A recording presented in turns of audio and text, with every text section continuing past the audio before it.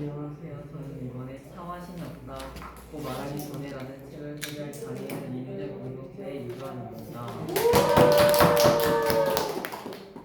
PPT의 구성은 책의 차례, 책의 줄거리, 느낀 점입니다. 책의 차례는 1챕터 차와신이 없다고 말하기 전에 2챕터 기독교를 멀리하는 16가지 이유, 3챕터 기독교의 참모습, 4챕터 신이 있다는 2가지 증거, 5챕터 본을 향한 첫걸음입니다. 유신론자와 무신론자는 모두 공통점이 있습니다. 그것은 바로 무엇을 믿는 믿음입니다. 신이 있다고 믿으면 유신론자, 신이 없다고 믿으면 무신론자입니다. 신이 존재한다고 가정하면 그 신을 우리는 2가지 방법으로 알 수 있습니다. 첫 번째는 우리가 그 신을 찾아가는 경우입니다. 또 다른 하나는 가만히 있는 우리에게 그 신이 다가오는 경우입니다. 전자를 우리는 추구라고 부르고 후자를 우리는 계시라고 부릅니다. 이 2번째의 경우는 신이 자신을 나타낸 의도가 있을 때만 가능합니다. 우리가 신을 찾지만 그 신이 오직 자신을 믿는 10명에게만 구원을 내리면 그것은 불공평할 것입니다. 그래서 세계 5대 종교에서 신을 찾아보라고 필자는 말하고 있습니다. 그리고 필자는 기독교가 유신론, 즉 신을 믿는 종교라고 말하고 있습니다. 2장에서는 우리가 기독교를 믿지 않는다면 그 이유가 무엇인지에 대해 16가지나 말하고 있습니다. 저는 그중 가장 인상 깊었던 것만 소개하겠습니다. 첫 번째 질문이 예정된 사람이라면 교회에 나아가지 않아도 구원받을 것이 아닌가라는 것입니다. 이러한 생각은 기독교 예정론을 숙련론으로 알고 있는 것입니다. 기독교의 예정론은 한 죄인이 어떻게 천국 백성이 될 수 있는지를 알려주며 인간의 의지적 결정을 촉구합니다. 결단에 따라 영원한 심판과 영원한 생명이 결정됩니다. 또 다른 질문은 죄가 너무 많아 지금은 교회 나가지 못하지만 차차 정리되면 나가겠다라는 질문입니다. 마치 이 말은 내가 지금 고혈압과 당뇨, 암 등 여러 가지 병을 가지고 있지만 어느 정도 몸이 나아지면 병원에 가겠다는 말과 비슷합니다. 몸이 아프면 집에서 버티는 것이 아닌 당장 병원에 가야 합니다. 교회도 성령님께서 죄인, 환자를 살리는 병원 같은 곳입니다. 어떤 사람들은 죄인인 인간에게 너무 높은 수준의 삶을 요구한다고 합니다. 그래서 사람들을 좌절시킨다고 생각합니다. 그러나 성경에서는 이와 같이 성령도 우리의 연약함을 도우시나니 우리는 마땅히 기도할 바를 알지 못하나 오직 성령이 말할 수 없는 탄식으로 우리를 위하여 친히 간구하시느니라. 나는 로마서 8장 26절의 말씀처럼 성령님께서 계시며 우리를 도우십니다. 태초에 하나님이 천지를 창조하시니라.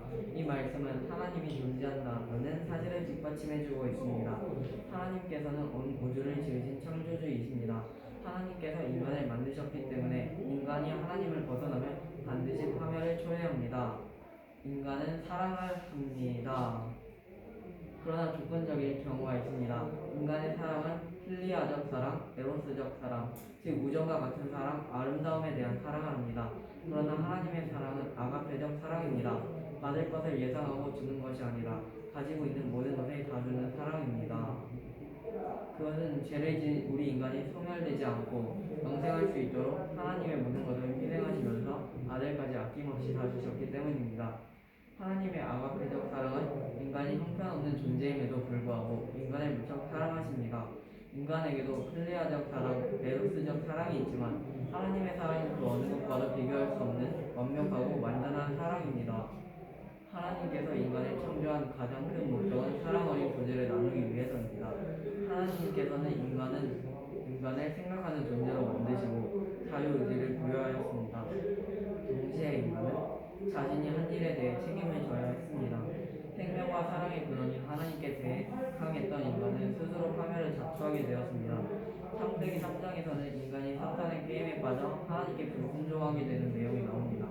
그 결과로 인해 인간은 완전한 하나님 아버지의 품을 떠나 불완전하게 되었습니다.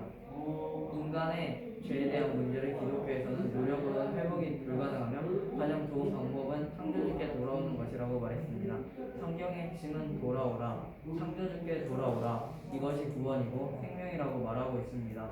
창조주 하나님께 돌아오는 것은 비유로 말하자면 뿌리 뽑힌 나무가 생명을 얻기 위해 땅에 심기는 것과 같습니다. 우리가 하나님께 돌아가면 올바른 관계를 맺으면서 근본적으로 새로워지게 됩니다. 그러나 하나님과 단절되어 살아가는 사람들은 하나님과의 관계에서 크게 3가지의 어려움을 안고 있습니다. 첫 번째로 인간은 신을 알 수 없습니다. 두 번째로 인간은 신을 안다 하더라도 신 앞에 나아갈 길이 없습니다. 세 번째로 의심이 생깁니다. 그래서 하나님의 해결책은 인간이 갖고 있는 세 가지 어려움을 푸는 것이었습니다. 첫 번째로는 하나님의 뜻을 알려주어야 했습니다. 두 번째로 구원받을 길을 주어야 했습니다. 세 번째로 의심을 풀 수 있는 확실한 증거를 주어야 했습니다. 그래서 하나님께서는 우리에게 자신을 알려주시기로 작정하셨습니다. 먼저 이스라엘이라는 나라를 통해 하나님이 존재함을 알려주셨습니다. 또 구원받을 길로 예수님을 보내주었습니다. 또 예수님의 증거로 성경 속에서는 예수님에 관한 예언이 구약시대에 약 300개가 넘어옵니다. 우리 인간이 신을 알 수 없기 때문에 하나님은 예수 그리스도라는 인물을 알려주셨고 예수 그리스도가 하나님께 나아가는 길이 되었습니다. 그런즉 한 범죄로 많은 사람이 정죄에 이른 것 같이 한 의로운 행위로 말미암아 많은 사람이 의롭다 하심을 받아 생명에 이르렀느니라 라는 로마서 5장 18절의 말씀처럼 하나님께서는 한 사람이 대신 죽으심으로 모든 사람이 용서받는 방법을 택하셨습니다. 죄의 삭은 사망입니다. 그러나 하나님께서는 이 죄의 결과를 다른 사람에게 옮기기로 작정하셨습니다. 예수 그리스도께서 인간의 죄를 짊어짐으로써 인간에게 구원을 주셨습니다. 죄인인 인간은 거창한 행위로 우리가 의로운 일을 해야 구원을 받는 것이 아닌 단지 예수님을 믿기만 하면 구원을 받습니다. 신이 있다는 두 가지 증거로 하나님께서는 객관적 증거를 주셨습니다. 객관적 증거는 예수님의 부활입니다. 부활의 증거로는 유대인이 안식일 대신 일요일을 주일로 지키는 것과 교회의 발생, 신약 성경 속 예수님의 부활, 핍박 속에서도 기독교가 살아남았다는 점이 있습니다. 주관적 증거는 기도의 응답이 있습니다. 구원이란 자신이 죄인임을 인정하고 하나님께로 돌아오는 것입니다. 하나님을 떠났던 인간이 하나님 품에 안기는 것, 그것이 구원입니다. 구원에는 두 단계 절차가 있습니다. 회개와 믿음입니다. 회개는 하나님께 불순종하며 자기 멋대로 살아온 것과 지금까지 지은 죄에 대해 하나님께 용서를 구하는 것입니다. 또 죄를 짓지 않겠다고 다짐하며 삶의 방향을 바꾸는 것입니다. 회개한 다음에는 예수님을 믿어야 합니다. 그분이 나의 삶을 인도할 주인이 되심을 인정하는 것입니다. 오직 그리스도의 십자가 공로만이 우리를 천국으로 옮길 수 있습니다.